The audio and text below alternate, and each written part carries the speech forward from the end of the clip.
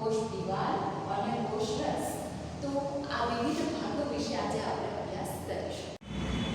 મિત્રો, હવે તમે અહીંયા જોઈ શકો છો કે ડુંગળીના પડમાં કોષો અને મનુષ્યના ગાલના કોષો બંને આપેલા છે.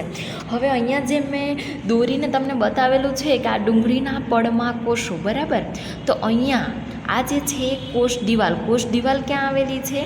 આ ભાગમાં. આ જે છે એ શું છે? કોષ દિવાલ છે, બરાબર. અને અહીંયા કોષ કેન્દ્ર. હવે કોષ કેન્દ્ર કોને કહીશું આપણે? તો કે કોષના કેન્દ્રમાં ઘટ ગોળાકાર સંરચના હોય છે, જેને શું કહેવામાં આવે છે? કોષ કેન્દ્ર કહેવામાં આવે છે, બરાબર મિત્રો. આને શું કહેવામાં આવે છે? કોષ કેન્દ્ર. કોષ દિવાલ કોને કહીશું? હવે કોષ દિવાલ જે છે સૌથી બહારનું આવરણ જે છે એ શું છે? કોષ દિવાલ, બરાબર. હવે આગળ જઈએ તો કોષ કેન્દ્ર પછી કોષ રસ કોને કહીશું? તો કે કોષ કેન્દ્ર. અહીંયા તમે જોઈ શકો કે આ કોષ કેન્દ્ર છે, તો કોષ કેન્દ્ર અને કોષ રસ પટલ, એટલે આ જે દિવાલ છે એની અંદર એક કોષ રસ પટલ આવેલું હોય છે. એ કોષ રસ પટલની વચ્ચેની જે જગ્યા છે, એટલે કે આ યલો પીળા કલરમાં તમને જે જોવા મળે છે એ જેલી જેવો પદાર્થ શું છે? કોષ રસ. તો ડુંગળીના પડમાં કોષોમાં આપણે જોઈ લીધું છે કોષ દિવાલ, કોષ કેન્દ્ર, કોષ રસ અને કોષ રસ પટલ વિશે પણ આપણે માહિતી મેળવી દીધી છે. હવે અહીંયા તમને હું મિત્રો એક બીજી વાત કરીશ કે ડુંગળી શું છે? એક વનસ્પતિ છે, બરાબર. તો વનસ્પતિમાં કોષ દિવાલ આવેલી હોય છે. તો એવું કેમ? વનસ્પતિના ઓલામાં એક કોષ દિવાલ કેમ આવેલી હોય છે? તો એનું કારણ એ છે કે કોષરસ પટલની ફરતે આ વધારાનું પડ એટલા માટે રાખવામાં આવેલું હોય છે કે એને રક્ષણ પૂરું પાડે છે. વનસ્પતિના કોષોના રક્ષણ માટે શું જરૂરી છે? કોષ દિવાલ જરૂરી છે, બરાબર મિત્રો. હવે આ કોષ દિવાલ એને ચોક્કસ પ્રકારનો આકાર આપે છે. વનસ્પતિના કોષોને તાપમાન, એને ઝડપથી ગતિ કરતી હવા, વાતાવરણનો ભેજ વગેરેથી રક્ષણ માટે આ કોષ દિવાલ જે છે એ ખૂબ જ અગત્યની છે. તો આ પરિવર્તનો થાય છે અને એનાથી એ પ્રભાવિત થાય છે. કોઈપણ પ્રકારનું સ્થાન બદલી શકાતું નથી. બીજા વિવિધ પ્રકારના વનસ્પતિ જે છે એમાં પણ તમને કોષ દિવાલ જે છે એ જોવા મળશે. હવે આપણે મિત્રો અભ્યાસ કરવાના છે મનુષ્યના ગાલના કોષો.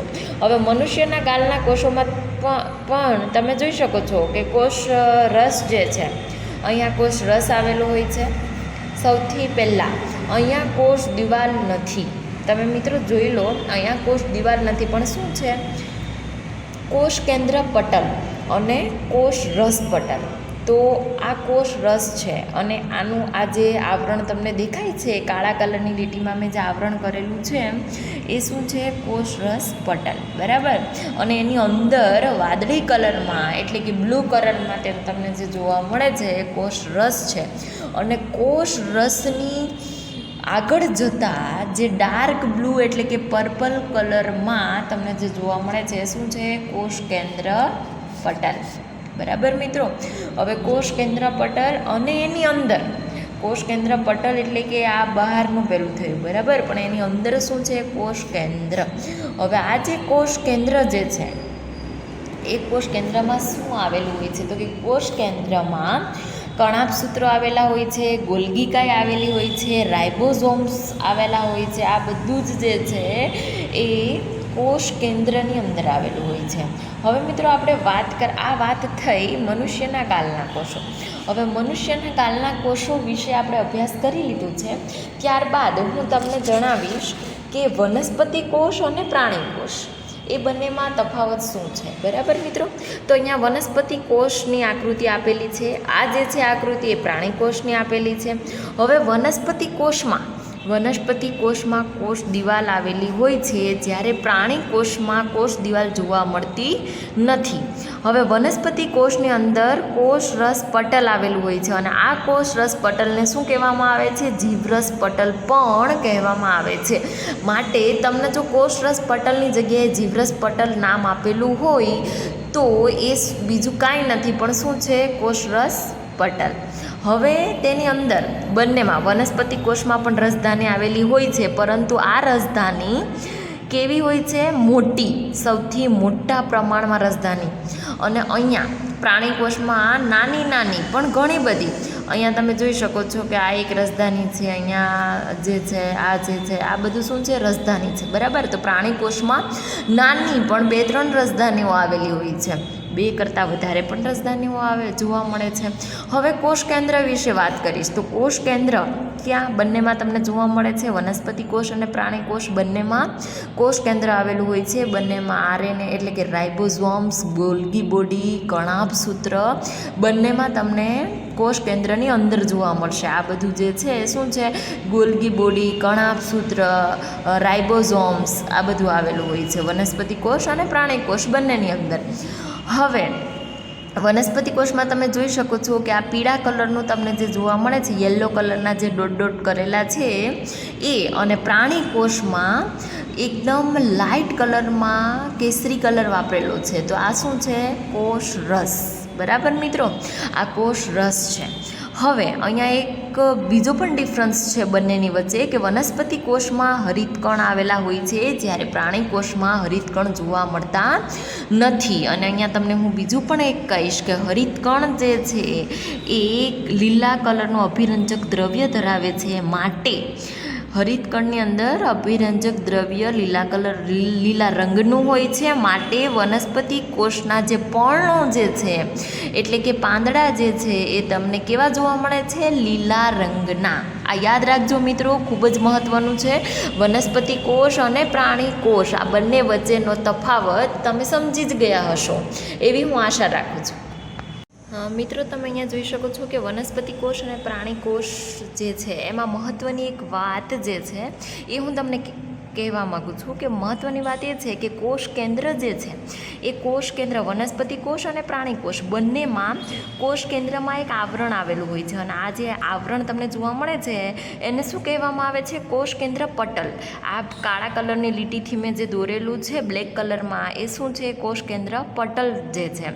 અને કોષ કેન્દ્ર પટલની અંદર છિદ્રાળુઓ જેવી રચના આવેલી હોય છે. હવે એ છિદ્રાળુઓ જેવી રચના શેના માટે, તો કે કોષ કેન્દ્રની વચ્ચે પદાર્થોની અવરજવર, અહીંયા છિદ્રાળુઓ જેવી રચના આવેલી હોય છે.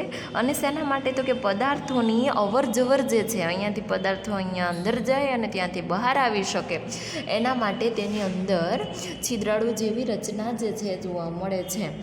કોષ કેન્દ્રમાં એક નાની ગોળાકાર સંરચના હોય છે, આ તમે જોઈ શકો, નાની ગોળાકાર સંરચના, એને શું કહેવામાં આવે છે, કોષ કેન્દ્રિકા. વનસ્પતિ કોષ અને પ્રાણી કોષ બંનેમાં તમને જોવા મળે છે, એને આપણે કહીશું કોષ કેન્દ્રિકા. અને એની બાજુમાં તમે જોઈ શકશો કે આ રંગસૂત્રો વનસ્પતિ કોષમાં બી છે, આ રંગસૂત્રો, અને પ્રાણી કોષમાં આ રંગસૂત્રો શું છે, બીજું કંઈ નથી પરંતુ જીન ધરાવે છે. તથા આ જીન શું છે, તો કે આનુવંશિકતા લક્ષણોનું પિતૃ પેઢીમાંથી સંતતિ પેઢીમાં વહન કરે છે. રંગસૂત્ર કોષ વિભાજન દરમિયાન જ જોવા મળે છે. હવે આ જે રંગસૂત્રો છે એ તમને કોષનું જ્યારે વિભાજન થાય એ દરમિયાન જ તમને જોવા મળશે. કારણ કે તમે જોશો કે તમારા મમ્મી પપ્પાના વાળ, કોઈના મમ્મીના કે પપ્પાના જો વાળ જે છે એ કરલી એટલે કે વાંકોડિયા હોય તો એ જે છે એ સંતતિમાં છોકરો કે છોકરી જે પણ હોય એના વાળ પણ જે છે એ કેવા જોવા મળે છે, કરલી જોવા મળે છે. તો આ શું છે, જીન જે છે એ તમારા મમ્મી કે પપ્પાનું જીન જે છે એ સંતતિ એટલે કે તમારું જે સંતાન હોય છે એની અંદર આવે છે. તો એ તમને આ જીન, આને આપણે શું કહીશું, જીન, કે જે કોષ વિભાજન દરમિયાન જ જોવા મળે છે. આ એક મહત્ત્વની ખાસિયત છે અને આ એક મહત્ત્વની બાબત પણ છે જે તમારે યાદ રાખવી પડશે. કારણ કે આગળના જેટલા બી વિજ્ઞાનમાં પાઠ હશે એમાં ક્યાંક ને ક્યાંક તમે આમાં ઊંડાણમાં અભ્યાસ કરીશો. મિત્રો આશા રાખું છું કે તમને આગળ જે સમજાવેલું છે એ બધું સમજાઈ ગયું હશે. અને હું અહીંયા આગળનું જે છે એના આધારે, એના મુજબ હું તમને કેટલાક પ્રશ્નો લઈ અને અહીંયા આવી છું. તો પહેલો પ્રશ્ન જે છે કે કોષના કયા ભાગમાં અંગિકાઓ આવેલી હોય છે, બરાબર મિત્રો?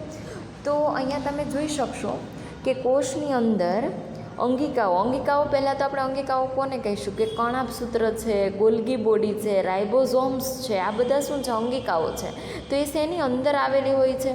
તમે અહીંયા જોવું કે આ કણાભસૂત્ર છે, બરાબર મિત્રો. આ કણાભસૂત્ર આ જે છે એ શું છે ગોલ્ગી બોડી, એને આપણે રાઇબોઝોમ્સ જે છે ગોલ્ગી કાય, રાઇબોઝોમ્સ આ બધું આમાં અંદર આવેલું છે. અને આ શું છે તો કે કોષ રસ છે.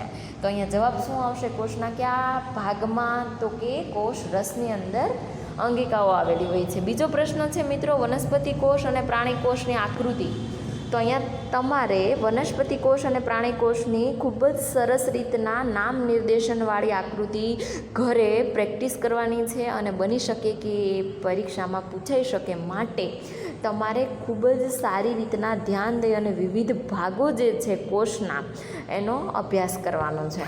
હવે આગળ વનસ્પતિ કોષ અને પ્રાણી કોષ વચ્ચેનો તફાવત જે છે તમે અહીંયા જોઈ શકશો કે આમાં કોષ દિવાલ આવેલી હોય છે વનસ્પતિ કોષમાં, અને પ્રાણી કોષમાં આવેલી હોતી નથી. વનસ્પતિ કોષમાં હરિત કણ આવેલા હોય છે, જ્યારે પ્રાણી કોષમાં આવેલા હોતા નથી.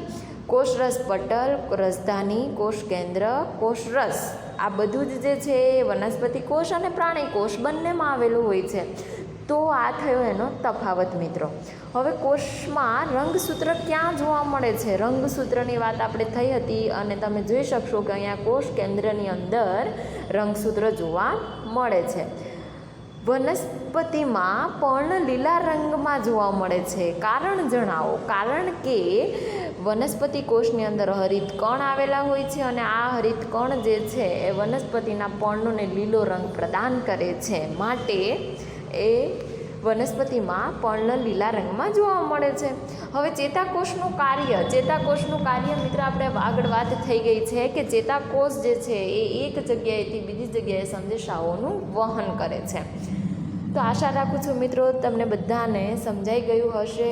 હું ધર્મિષ્ઠા જણકાટ રજા લઉં છું. થેન્ક યુ સો મચ મિત્રો.